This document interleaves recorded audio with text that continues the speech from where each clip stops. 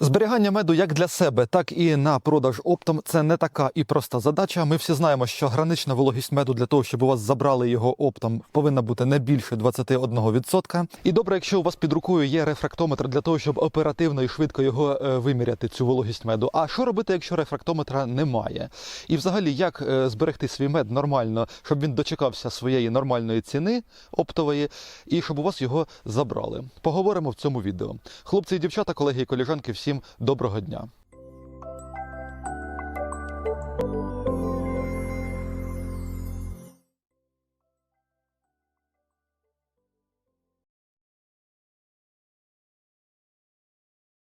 І почнемо ми з того, що мед може бути сирий як по причині викачування його з рамок незрілим, тобто якщо мед капає з рамок, а ви його уже відкачуєте. Оце буде вам гарантовано незрілий мед. Так і по причині того, що сама бджолосім'я не в силі його довести до кондиції. Що вони роблять? Вони всю ніч, вони, починаючи з вечора, вивівають вологу з нектару, який потім запечатують. Якщо бджолосім'я середньої сили або взагалі слабка, і ви з неї качаєте мед, вони можуть не до кінця вивіяти цю вологу. Тим самим зробивши вологість меду там 22-23%, але ніяк не норму. А качати ж мед все одно потрібно. Ніхто ж через одну бджолосім'ю не буде її пропускати. Все йде рядок за рядком. У меда є одна така негарна властивість – це його гігроскопічність. Тобто можемо порівняти з холодильником. Якщо ви в холодильнику залишите, наприклад, торт не накритий, і буде там десь на нижній полці риба, то торт вбере оцей запах риби. Таке саме і мед. Він вбирає не тільки сторонні запахи, а він вбирає іще і вологу, якщо тара, наприклад, не герметична. Тому зберегти мед до його здачі залишається задачею із зірочкою, особливо для тих людей, які не мають спецприміщень. Більша частина пасік у нас аматорські, у нас склади взагалом в старих хатах і в яких-то гаражах. От пам'ятаєте, я колись знімав відео, де зазначав, не один раз зазначав, що волога в оточенні, тобто низини, якісь болотисті місця, воно дуже-дуже негарно для пасіки. І для пасіки, і для всього іншого. Таке саме і з медом. Зберігання меду в завідомо вологих приміщеннях, сирих приміщеннях може привести до катастрофи. Як я вже зазначив, що більша частина пасік аматорських, обладнання аматорське, мед зберігається в чому прийдеться, в алюмінієвих бідонах, в пластикових бідонах, в конусних бочках. Один час, приблизно 10 і більше років, були дуже популярні конусні бочки. Вони легко пересилаються по пошті, вони одна в одну входять, але дуже такі непрочні і вони зачасту без ущільнювача. Тобто мед в них не ізолюється, резинок в кришках немає. Це хіба що якийсь умілець додасть туди резинку, і тоді воно буде закриватися щільно. Зараз, особливо в останні роки, десь з 21-го року, все більше і більше на пасіках з'являється професійних бочок, експортних бочок, які циліндричні і які з ущільнювачем. Так як мед гігроскопічний, оце найкращий взагалі варіант, який може бути для його зберігання. І, звісно, пластикові бідони. В пластикових бідонах мед у нас ніколи не псувався, але це варіант для невеличких пасік. Але це ще півбіди. Якщо ви в оцю циліндричну бочку, яка щільно закривається, герметична, заллєте незрілий мед, тобто у якого гранична вологість там 22-23%, тобто не доведений до кондиції, оця ж волога звідтіля нікуди не дінеться, тому що воно із середини не пропускає оцю вологу назовні. Якщо в конусних бочках без ущільнювача незрілий мед або мед з більшою вологістю міг за літо і осінь вивітриться звідтіля, через оцю нещільність, то якщо ви заллєте мед в циліндричні бочки, які щільні, оця вологість вже нікуди не дінеться. Тому важливо міряти вологість меду, за моїми спостереженнями, двічі. Перший раз безпосередньо після відкачки, як тільки розлили по бочках. Другий раз безпосередньо перед зимою. Не перед зимівлею бджіл, а саме перед зимою, коли вже морози. Це може бути там середина грудня, кінець грудня, кому як пощастить. Чому так? Взагалі, вкрай бажано, щоб заготовачі, які приїздять по мед, вимірювали вологість меду перед його забиранням, тобто перед аналізами. У нас більша частина заготовачів працює з невеликою відстрочкою платежа. Вони вам лишають гроші, потім мед проходить аналізи, вони його забирають без аналізу. Мед проходить аналізи і тільки тоді вам видають результат. Чи можна витрачати ці гроші, чи ні. Шановні колеги, невеличка рекламка. Хто хоче придбати насіння фацелії, ми вирощуємо фацелію, у нас воно є. Насіння фацелії сорту Аліна, насіння з перевіреною схожістю. Схожість його добра. На гектар застосовується 12-15 кг фацелії. Ціна фацелії 200 гривень кілограм. Якби заготовачі забирали мед з попереднім хоча б перевіркою на рефрактометрі, тобто це ж практично хвилини часу, тут же ж нічого такого нема.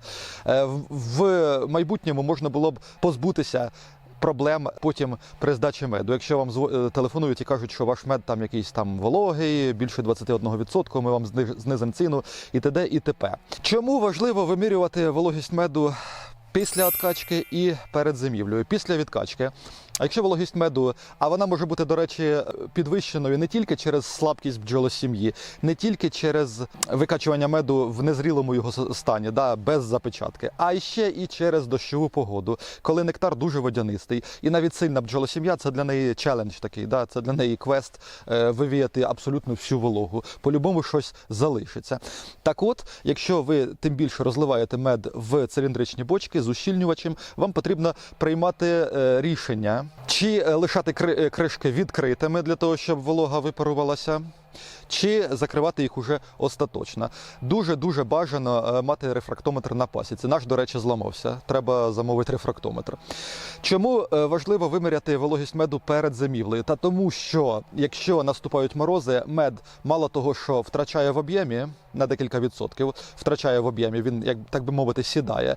Друге, це його кристалізація припиняється, зупиняється повністю, його кристалізація. І може бути через підвищену його вологість, якщо мед з більшою, ніж 1% вологістю, може виникнути його розшарування. Ми всі знаємо, як він в банці розшаровується. Розшарування загалом відбувається взимку, коли мед особливо стоїть там в цій банці десь на холодному балконі, наприклад, або в холодильнику, або ще щось. І от якщо він не до кінця зрілий, може відбутися його розшарування.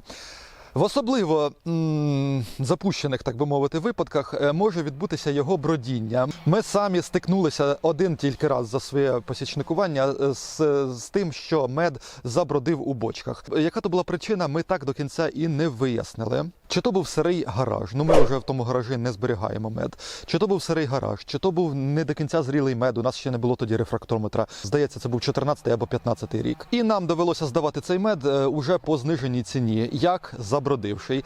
Як зрозуміти, що мед забродив? По-перше, він набуває неприродньої якоїсь такої консистенції, рихлої, але не позбавленої, не сухої, а саме така якась така вологорихла. Незрозуміло. Потім там може з'явитися піна. Потім відбувається те, що мед підходить, як тісто, як тісто підходить, і може навіть трохи вийти за межі тари. Тобто і таке може бути. Зараз ми купили метеостанцію в тому гаражі, що ми зберігаємо мед. Там метеостанція з датчиком виносним постійно показує, якщо там є якась зайва вологість. Приблизно там пару разів на місяць ми відкриваємо ворота, там широкі ворота, і провітрюємо. Але загалом там все нормально. Тому потрібно мати ще й вологомір на пасіці для того, щоб зрозуміти, чи підходить те приміщення для зберігання меду, чи не підходить. Тому що у вас же ж може бути і не герметична тара, конусні бочки. Якщо у вас конусні бочки і мед зрілий, то для того, щоб не було ніяких ексцесів, він не всмоктував в себе вологу, дуже рекомендується закрити ці бочки через плівку. Тобто ви вирізаєте по бочці плівку, може навіть не круглу, можна навіть квадратну, і закриваєте через неї кришку і оцей обруч. Це зробить бочку більш герметичною. Не до кінця, звісно, але більш герметичною. Але якщо у вас є ущільнювачі там для вікон, для дверей, буває такі резинові, його можна вбудувати в обруч самої бочки, оцей паз. Отуди його можна вбудувати, якщо його товщина дозволяє.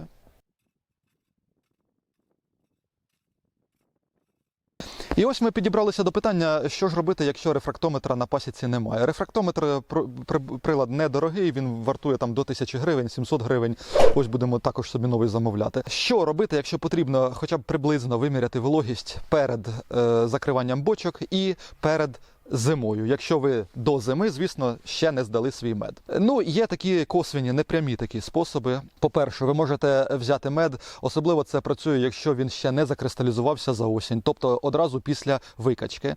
Якщо ви берете серветку і капаєте на нього мед, коли він ще рідкий, і уважно дивитесь на серветку. Якщо, як при воді, якщо ви, припустимо, капнули туди воду, воно дуже швидко розтікається по серветці. Оці волокна серветки, воно дуже швидко заповнює, така пляма. І от якщо таке саме відбувається з медом, оце вірний спосіб, що вологість його підвищена. Точну процентну його вологість, звісно, ви не виміряєте таким методом, але ви вже будете знати, що потрібно або купити рефрактометр, або просто залишити бочки не щільно закритими, для того, щоб волога з них випарувалась. Поки літо, поки тепло, це цілком можливо. Другий спосіб базується на щільності меду, це удільний вес, да? Щільність меду. Ми всі знаємо, що в середньому щільність меду дорівнює 1,4 кг на 1 літр. Тобто, якщо вода прийнята за одиницю, 1 літр дорівнює 1 кг, то мед може варіюватися. Звісно, різні сорти меду важать по-різному. Тобто, один повний літр може важити кіло 350, кіло 450 і навіть до кіла 500. Отут ось буде табличка, який мед важить скільки. Соняшниковий мед в середньому важить кіло 410-415. Що ви робите? Ви берете дрібний інструмент, дрібний для того, щоб шматочки меду, якщо він уже закристалізувався, були якнайдрібніші, щоб воно якнайщільніше лягло в відеречко меду. Дуже рекомендую використовувати саме пластикове відеречко, там, де є така рисочка, що це 1 літр. Щоб уже зверху цього літра ви не нафігачили, так би мовити, того меду. Ви маленьким інструментом, чайною ложкою, столовою ложкою його туди акуратно складаєте, утрамбовуєте для того, щоб було суцільне, суцільний шар меду, і ставите на ваги.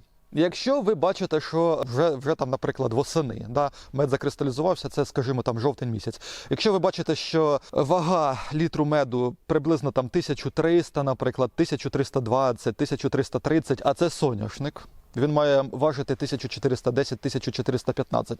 Оце вірна ознака того, що мед водянистий. Мед сирий, мед надто вологий. Його вологість явно вища 21%. Тоді приймаєте уже міри більш серйозні, ніж це було літом.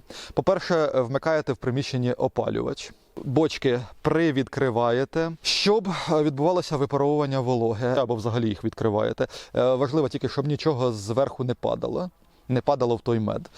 Але щоб такого не відбувалося восени, важливо поміряти вологість меду після його відкачки, що ми і робимо кожного року. Друзі та колеги, я вам дякую, що ви додивилися це відео до кінця. Сподіваюся, вам воно було цікавим, не нудним і хтось, можливо, щось корисне собі з нього візьме. Своїй рідній Україні я бажаю, як завжди, тихих і спокійних днів і ночей, якнайшвидшої перемоги на найвигідніших для України умовах, найшвидшого миру, нашому бджільництву обов'язкового процвітання українському пасічнику і українському бджільництву. Наразі я вам кажу пока-пока і зустрінемося в майбутніх інтересних відео. Сподіваюся, їх ще буде чимало.